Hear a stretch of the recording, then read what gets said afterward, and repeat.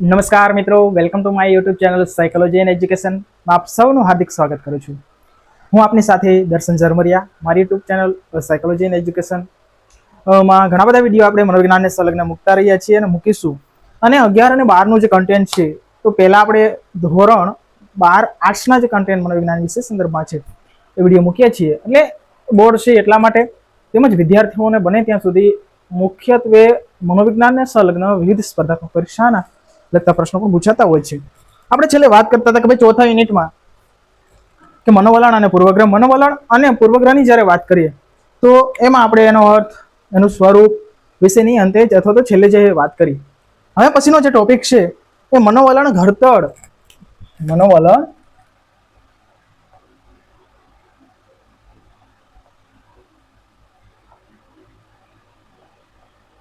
ઘડતરની રીતો. એક સરસ મજાનો ટોપિક છે કે ખરેખર મનોવલણ કઈ જગ્યાએથી આપણને ઘડાય છે અથવા તો આપણા મનમાં કઈ રીતે એ આવે છે, તો એની વાત છે એ મનોવલણ ઘડતરની રીતોમાં બરોબર જોવા મળે છે. કે ખાસ કરીને મનોવલણની વાત કરીએ કે એક શિક્ષિત છે એટલે કે જન્મજાત નહીં પરંતુ સંપાદિત છે, જે આપણને વાતાવરણમાં આવ્યા પછી જ આપણને ક્યાંક ને ક્યાંક શીખવા મળતા હોય છે. આમ ધીમે ધીમે અનુભવો થાય છે અને અનુભવોમાંથી એ વિકસે અને એ દ્રઢપણે એ આપણા મનમાં ઘર કરી જતા હોય છે. તો આ મનોવલણની ઘડતરની રીતોમાં સૌપ્રથમ પહેલી જે ઘડતરની રીત છે શાસ્ત્રીય અભિસંધાન છે. પહેલી જે રીત છે એ મિત્રો શાસ્ત્રીય અભિસંધાન. હવે તમને ખ્યાલ હોય તો કે બીજા યુનિટમાં આપણે શાસ્ત્રીય અભિસંધાનનો જે ઇવાન પેટ્રોઇચ પાવલો દ્વારા આપવામાં આવેલો અભિસંધાનનો પ્રશિષ્ટ અભિસંધાનનો જે સિદ્ધાંત છે તેના વિશે આપણે અભ્યાસ કર્યો. તમે જુઓ, એક સિદ્ધાંત માત્ર એ સિદ્ધાંત પૂરતો મર્યાદિત નથી. એ વ્યવહારિક જીવનમાં અન્ય મનોવૈજ્ઞાનિક પાસાઓને સમજવામાં તેમજ વ્યક્તિના ઊંડાણપૂર્વકના વર્તનને સમજવા માટે પણ તેની સાથે ક્યાંક સુસંગતતા ધરાવે છે, તેની સાથે જોડાયેલો જોવા મળતો હોય છે. તો આ શાસ્ત્રીય અભિસંધાન પણ મનોવલણ ઘડતરની એક રીતનો એક ભાગ છે. કઈ રીતે મિત્રો? તો એને આપણે સમજવાનો પ્રયત્ન કરીએ કે પાવલોવે છે એ આપણને એક એક્ઝામ્પલ દ્વારા સમજાવવાનો પ્રયત્ન કરેલો, અથવા તો એને જે પ્રાયોગિક અભ્યાસ કૂતરા પર કરેલો, બરોબર, કે ભાઈ કુદરતી અને કૃત્રિમ ઉદ્દીપક વચ્ચે શું તફાવત, અને એને ધ્યાને રાખીને તટસ્થ કોઈ ઉદ્દીપક એટલે ઘંટડી વાગવાને સાથે કોઈ ચોક્કસ પ્રકારની પ્રતિક્રિયા જે કુદરતી કહેવાય ને કે ભાઈ બાબતથી, કુદરતી પ્રક્રિયાને બાબતથી તટસ્થ ઉદ્દીપકથી જોવા મળતી કોઈ ચોક્કસ ક્રિયા, કે ભાઈ સામાન્ય રીતે ખોરાક આપીએ લાળ ઝરે, સ્વાભાવિક છે, બરોબર, કુદરતી છે. પરંતુ ઘંટડી વાગવાને કારણે લાળ ઝરણ થાય તો એ કેવું અસ્વાભાવિક અથવા તો કૃત્રિમ બાબત છે કહી શકાય. તે કોઈ એક અન્ય બાબત સાથે જોડાઈને એટલે ઘંટ સાથે એને અભિસંધાન થઈ જાય છે. તો અહીંયા પણ બાળકને હંમેશા અહીંયા મનોવલણના સંદર્ભમાં વસ્તુ, વ્યક્તિ અને પરિસ્થિતિ, આ ત્રણ બાબતો હોય યાદ રાખવાની. માતાનું ઉદાહરણ આપેલું છે, બરોબર. નાનું બાળક હોય, માતા સાથે કઈ રીતે જોડાઈ જાય છે, સ્તનપાન કરવાની ક્રિયા, એનો અહેસાસ, બરોબર. તો એવી બાબત અન્ય પણ હોઈ શકે. અહીંયા આપણને માતાનું ઉદાહરણ, કોઈ વ્યક્તિનું ઉદાહરણ આપ્યું. બાળકનો પોતાની માતા સાથેનો સંબંધ, સ્તનપાન કરાવતી વખતે જે કઈ ક્રિયાઓ થાય, જે કોઈ એને કહેવાય ને કે એ શીખે છે, તો એની હાજરીમાં તેને કેવો અનુભવ થાય છે? સારો અનુભવ થાય છે. તો એવી જ રીતે એની ગેરહાજરીમાં પણ માતાની હાજરીનો જે બાળકને આનંદ થતો હોય છે, એવો અહેસાસ થાય કે ના, હજુ પણ મારી માતા એ મારી આસપાસ અથવા તો આજુબાજુમાં છે. એ પ્રકારનો અહેસાસ જ્યારે થતો જોવા મળે છે, તો એને આપણે શાસ્ત્રીય અભિસંધાન મનોવલણની ઘડતરની એક રીત તરીકે જોઈ શકાય છે. એવી જ રીતે તમે કોઈ પોતાનો પ્રિય વ્યક્તિ હોય, બરોબર, એની સાથે તમે પોઝિટિવલી રહો છો. આપણે નેગેટિવ અને પોઝિટિવ બે ધ્રુવની વાત કરેલી હતી. પોઝિટિવલી રહો છો તો તમે ન હાજર હોય પરંતુ ખાલી માત્ર એની સ્મૃતિ, કલ્પના, હજુ માત્ર તમને એ વિધાયક આવેગો અથવા તો વિધાયક વર્તન કરવા માટે પ્રેરિત જોવા મળે છે. તો એ હાજરી શું હોય, અથવા તો ગેરહાજર હોવા છતાં પણ એ વ્યક્તિની માત્ર સ્મૃતિ કે યાદ પણ આપણને ક્યાંક એવી બાબત કહેવાય ને, એવો ભાવના જગવી જાય, એવી લાગણી આપણામાં પ્રગટ કરાવડાવે છે. તો એ કઈ બાબત છે? તો એ એક અભિસંધાનની બાબત છે કે એ વ્યક્તિ સાથે એટલું કોલાબરેશન થઈ ગયું હોય, એટલું જોડાણ થઈ ગયું હોય, એટલું અભિસંધાન થઈ ગયું હોય, સાહચર્યાત્મક દ્રષ્ટિએ જોવા જઈએ તો ઊંડાણપૂર્વકનો જે કહેવાય ને કે સંબંધ સ્થાપિત થઈ ગયો હોય, તો તેને એક શાસ્ત્રીય અભિસંધાનના સંદર્ભમાં જોઈ શકાય છે. અહીંયા માત્ર એ બાબતને ધ્યાને રાખવાનું છે કે કોઈ પણ વસ્તુ, વ્યક્તિ કે પરિસ્થિતિ હોય અને એ વસ્તુ, વ્યક્તિ કે પરિસ્થિતિ પ્રત્યે ઘણી બધી વાર માત્ર અથવા તો એની ગેરહાજરી હોવા છતાં પણ એના પ્રત્યે કોઈ ચોક્કસ પ્રકારના વર્તન ભાત જોવા મળે, બરોબર. વિધાયક પણ હોઈ શકે, નિષેધક પણ હોઈ શકે. તો એના સાથેની એ બાબત કે ગેરહાજર હોવા છતાં એની હાજરીની અહેસાસ, ગેરહાજરનો અહેસાસ જે એને દેવરાવે છે અને એના થકી કોઈ વ્યક્તિના વર્તનમાં કે લાગણીમાં એ ફેરફાર જોવા મળે છે, તો તેને આપણે અથવા તો અભિસંધાન છે એવું કહેવું હોય તો કહી શકાય. એના થકી વ્યક્તિનું વર્તન કે મનોવલણ છે એ ઘડતર થતું હોય છે. ત્યાર પછી વાત કરીએ કે બીજા નંબર ઉપર છે મિત્રો કારક અભિસંધાન.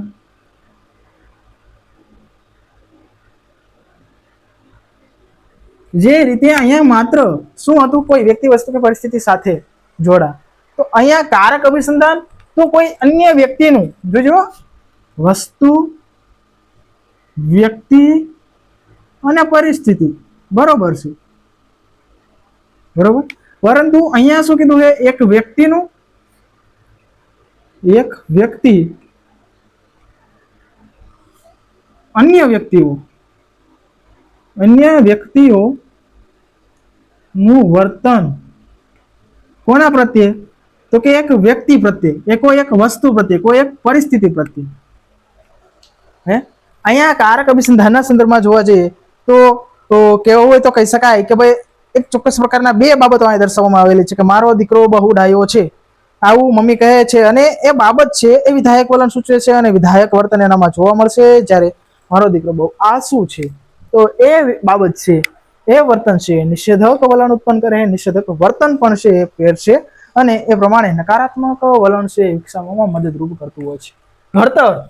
ઘડતરની વાત કરીએ છીએ, બરોબર. એ જ રીતે કારક અભિસંધાનમાં થતો અભિસંધાનની જ્યારે વાત કરીએ તો એમાં શું હોય, કોઈ એ ચોક્કસ ક્રિયા કરવાની નથી હોતી, માત્ર એની સાથે જોડાણ થતું હોય છે અને એના થકી એ બાળક છે એનામાં આ ચોક્કસ પ્રકારના મનોવલણો હોય ઘડાતા હોય છે. કોઈ તમે ચાલ્યા જતા હોય ને પછી એને બાળકને કહેવામાં આવે કે ભાઈ આ ફલાણી વસ્તુ આમ, કે આ વ્યક્તિ આવા વસ્તુ આવી કે પરિસ્થિતિ આવી, તો એ બાળક કે ના મનમાં એ પ્રકારનું વર્તન છે, ગાઢ બનશે, અનુભવ એવો થશે. અને કારક અભિસંધાનમાં પણ એવું જ છે કે અન્ય વ્યક્તિઓ દ્વારા કોઈ એક વ્યક્તિને કેવા પ્રકારનું તમે વર્તન કરો, બરોબર, કેવા પ્રકારનું વર્તન કરો, એ વર્તનને આધારે એની લાગણીઓ, એના પ્રત્યે લાગણી કે વલણ છે એ બંધાશે અને વલણ કેવું હશે, કાં તો પોઝિટિવ હશે કાં તો નેગેટિવ હશે, કાં તો પોઝિટિવ હશે કાં તો નેગેટિવ હશે. ટૂંકમાં એ સમજવાનો અર્થ એ કે કોઈ અન્ય વ્યક્તિના ક્રિયાત્મક વર્તન હોય આપણા વર્તન ઉપર કઈ રીતે પ્રભાવિત થાય છે, એ કારક અભિસંધાન દર્શાવે છે.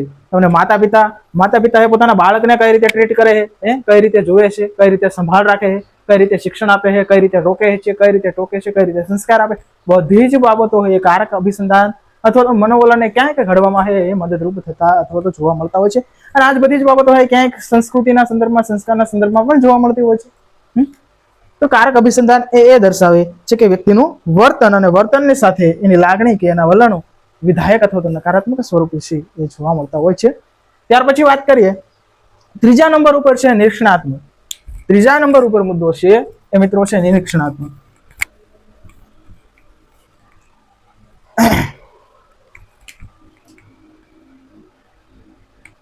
નિરીક્ષણાત્મક, તો અહીંયા નિરીક્ષણાત્મકના સંદર્ભમાં આલ્બર્ટ બાંડુરાનો જે બોબડોલ ને ઢીંગલી બોબોડોલ,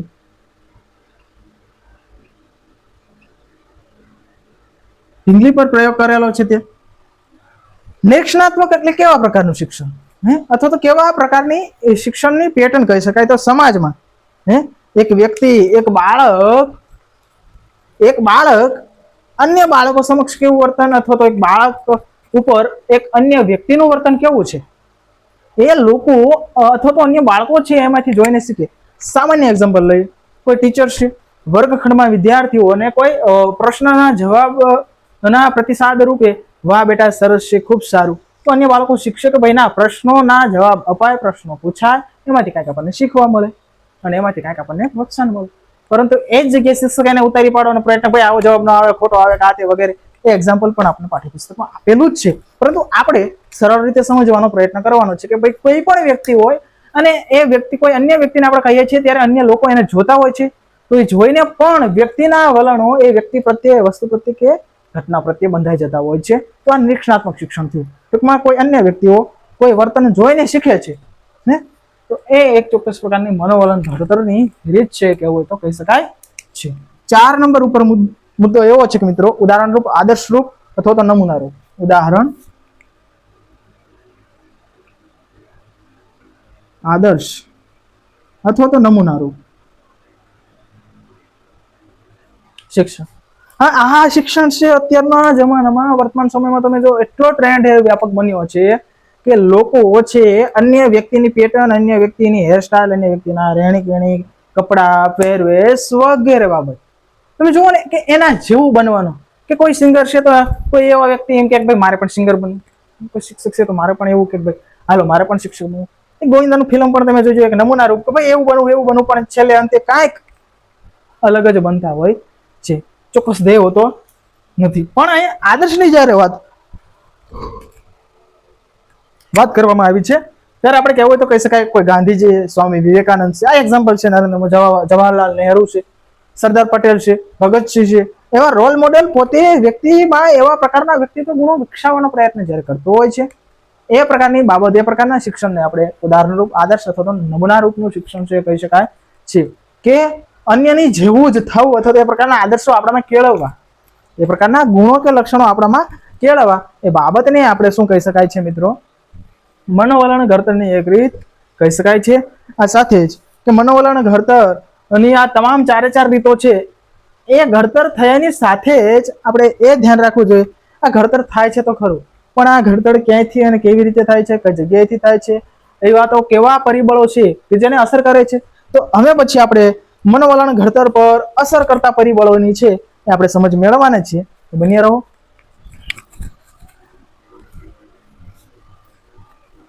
આપણે એક પછી એક મનોવલણ ઘડતરને અસર કરતા જે કે પરિબળો કે ઘટકો છે એની વાત કરીએ. મનોવલણ ઘડતર ને અસર કરતા ઘટકો. મનોવલણ ઘડતરને અસર કરતા ઘટકો વિશેની આપણે ચર્ચા કરવાના છીએ.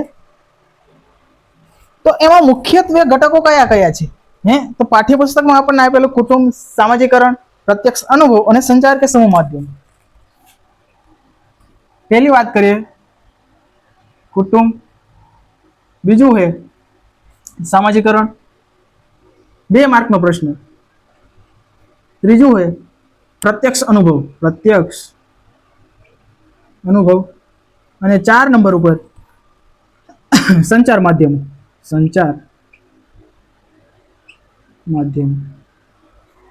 તો કુટુંબની જ્યારે વાત કરીએ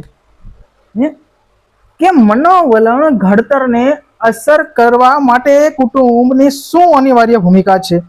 તો આમ જોવા જઈએ તો કુટુંબ એ આમ કહેવાય ને કે પાયાનો નાનામાં નાનો એકમ હોય તો કોઈ એક કુટુંબ છે, બરોબર?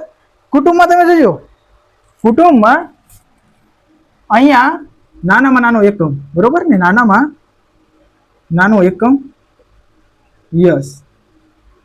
ત્યાર પછી આપણે વાત કરીએ તો કે કુટુંબમાં છે મહત્વનું કહેવાય ને કે ભાઈ બાળકની વર્તન ભાતો તેમજ દરેક પ્રકારનું વર્તન કે જરૂરિયાત, વર્તન, જરૂરિયાત, ઈચ્છાઓ વગેરે પરિપૂર્ણ કરનાર કોણ હોય? માતા પિતા હોય. કુટુંબના વિવિધ સભ્યો,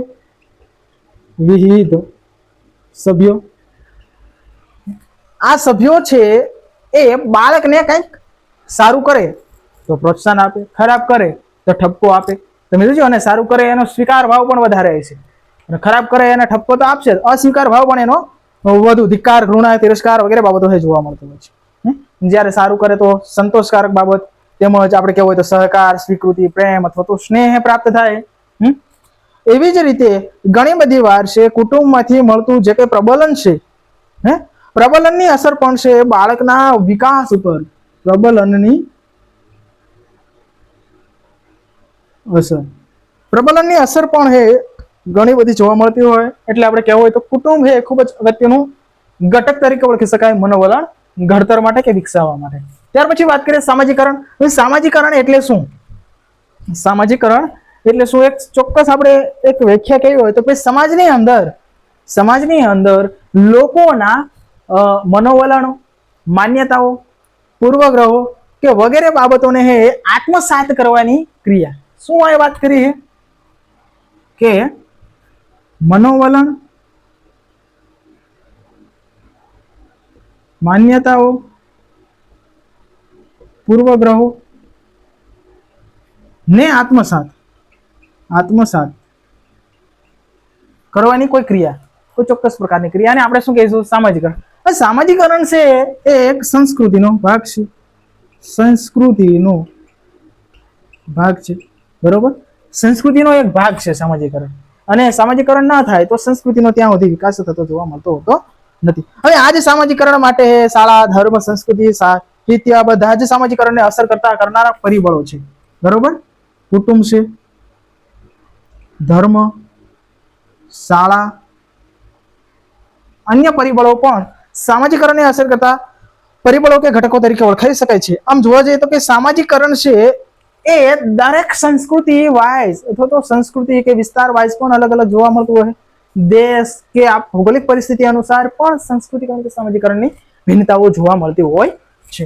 તો આ થઈ વાત સામાજિકરણ. એટલે કે સામાજિકરણની અસર પણ, જેમ કે આપણે કહીએ કે ભાઈ અલગ અલગ વિસ્તારમાં, જેમ ગુજરાતમાં રહેતા વ્યક્તિઓ છે તો દાળ ભાત શાક રોટલી કે આ તે એનું મેન્યુ હોય કે ભાઈ જમવામાં શું હોય, કપડામાં કઈ રીતે. ઇવન તમે ગુજરાતમાં પણ અલગ અલગ વિસ્તારમાં કાઠિયાવાડી, ઝાલાવાડી એ વગેરે બાબતો હોય તમે પરિચિત. કચ્છી ભાષાની દ્રષ્ટિએ, ખાનપાનની દ્રષ્ટિએ પણ ભિન્નતા જોવા મળે, અને એના કારણે એની વિશિષ્ટ સામાજિકરણની રીતો હોય છે, અને એ રીતોને આધારે એની સંસ્કૃતિનો હોય એ રીતે ડેવલપમેન્ટ થયેલું હોય છે. તો કેવું હોય તો કહી શકાય એને સંસ્કૃતિ અનુસાર જ જે તે વ્યક્તિના મનોવલણો હોય એ મુજબ ઘડાતા હોય છે. ત્યાર પછી વાત કરીએ તો કે પ્રત્યક્ષ અનુભવ એટલે વ્યક્તિએ પોતાને જે કંઈ જોયેલું છે, પૂર્વ અનુભવ, બરોબર? પોતાના પૂર્વ અનુભવ અને મેળવેલ શિક્ષણ, બરોબર? પ્રત્યક્ષ અનુભવમાં મુખ્યત્વે એના પૂર્વ અનુભવ અને શિક્ષણ ઉપર વધુ ભાર મૂકવામાં આવે છે, અને એના કારણે પણ વ્યક્તિના કોઈ ચોક્કસ મનોવલણો છે જે તે વ્યક્તિ પ્રત્યે, વસ્તુ પ્રત્યે કે પરિસ્થિતિ પ્રત્યે ઘડાતા જોવા મળતા હોય છે. આ શિક્ષકનું ઉદાહરણ આપેલું છે. શિસ્તબદ્ધ કોઈ શિક્ષક હોય, બરોબર? કોઈ પણ આપણે કહેવાય ગૃહ કાર્યનો લઈ જતા તરત જ આપણે કહેવાય ને કે બોલી દે કે ભાઈ આ તે ગમે તે ઘણું બધું સંભળાવે, ઘણી વાર ટીચી પણ નાખીએ, તો એ પ્રકારની બાબત છે જોવા મળતી હોય છે. તો આ જે એનો પૂર્વ અનુભવ અને શિક્ષણ, અને એના કારણે જે તે શિક્ષક પ્રત્યે એના મનમાં એ પ્રકારની બાબત છે એ ઘર કરી જતી હોય છે. ત્યાર પછી સંચાર માધ્યમો અત્યારનું કેવું હોય તો લેટેસ્ટ જે અસર કરતી વ્યક્તિના માનસ અથવા તો વ્યક્તિના વિચારો ઉપર ખૂબ જ અસર કરતી. રાજકારણી ક્ષેત્રે તમે જો કે 2 મિનિટમાં તમને કોઈ એવી બાબત તમને કહેવામાં આવે, અને એ જ 2 મિનિટ પછી તમે કોઈ અન્ય સમાચાર કે અન્ય કોઈ છાપામાં જુઓ હવે તો એ એક આમ કહેવાય ને અલગ જ અને વિરોધાભાસી જે બાબત છે જોવા મળતી હોય છે. તો એ પણ બાબત છે સ્વીકારી લેતા હોય, અને એના કારણે જે તે વ્યક્તિ ઉપર એના મનોવલણો હોય એ ઘડાતા હોય છે. એટલે કેવું હોય તો કહી શકાય કે સંચાર માધ્યમમાં શું આવે? આવું 2 માર્કનો પ્રશ્ન ઘણી બધી વાર પૂછાતો હોય, તો અહીંયા આપણે લખી શકાય કે રેડિયો, બરોબર? ટેલિવિઝન, ઇન્ટરનેટ, બરોબર? Smartphone, email, SMS,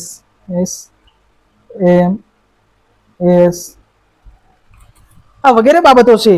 Google, Facebook, WhatsApp, તમામ સોશિયલ મીડિયા. આમાં સોશિયલ મીડિયા તમે લખી શકો, સોશિયલ મીડિયા, બરોબર?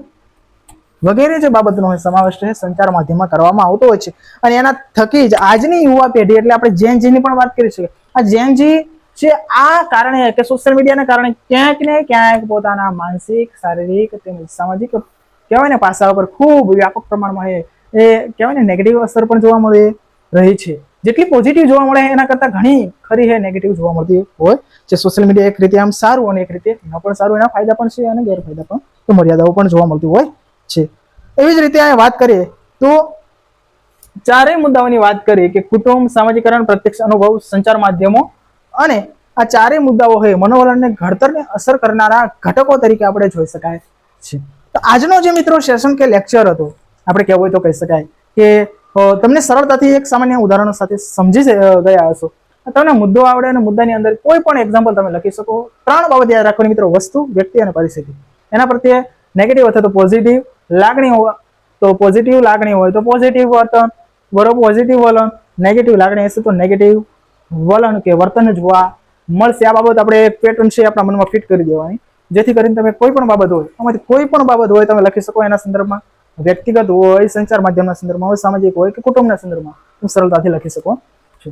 આ સાથે જ મિત્રો, જો તમને આ વિડીયો ગમ્યો હોય તો લાઈક, શેર અને સબસ્ક્રાઇબ કરી દેજો. મને સાંભળવા બદલ આપ સૌનો ખૂબ ખૂબ આભાર. ફરી મળીશું નવા સેશનમાં નવા જોશ અને ઉત્સાહ સાથે. Thank you. જય હિન્દ, જય ભારત.